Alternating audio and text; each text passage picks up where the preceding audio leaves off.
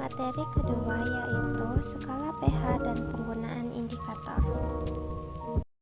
Skala pH digunakan untuk mengukur tingkat keasaman atau kebasahan suatu larutan, sedangkan indikator pH digunakan untuk menunjukkan rentan pH tertentu. Skala pH berkisaran dari 0 hingga 14, dengan 0 sebagai yang paling asam dan 14 sebagai paling basah.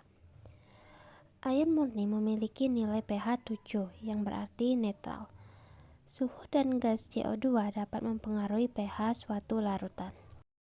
Cara mengukur pH dengan indikator asam basa. Yang pertama, indikator universal. Dikenal ada dua jenis kertas lakmus. Pertama, kertas lakmus merah dan biru. Kertas lakmus ini hanya digunakan untuk menentukan suatu larutan bersifat asam atau basa, tetapi tidak dapat digunakan untuk menentukan besaran pH. Kedua adalah kertas lakmus yang dikenal dengan indikator universal. Untuk mengetahui besar pH larutan, penggunaan indikator universal ini sangat sederhana, yaitu dengan dicelupkan pada larutan atau ditetesi dengan larutan yang akan diukur pH-nya. Kemudian dibandingkan perubahan warna yang terjadi pada peta warna yang tersedia.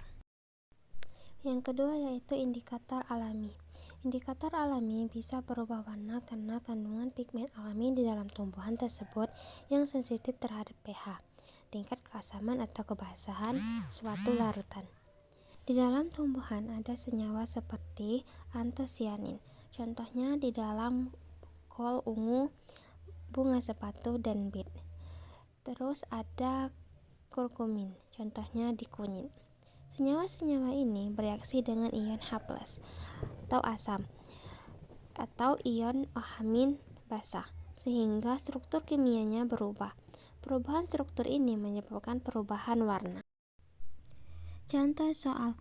Yang pertama, mengapa indikator alami seperti kol ungu bisa digunakan untuk menguji keasaman suatu larutan? A. Karena mengandung vitamin tinggi. B. Karena rasanya pahit. C.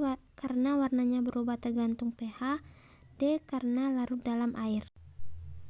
Sudah dijelaskan sebelumnya bahwa senyawa yang terkandung di dalam indikator alami bereaksi dengan ion H+ atau ion OH-, sehingga struktur kimianya berubah. Perubahan struktur ini menyebabkan perubahan warna. Kol ungu mengandung antosianin. Dalam larutan asam warnanya bisa menjadi merah. Dalam larutan basa warnanya bisa menjadi biru kehijauan atau kekuningan. Maka jawabannya yaitu C.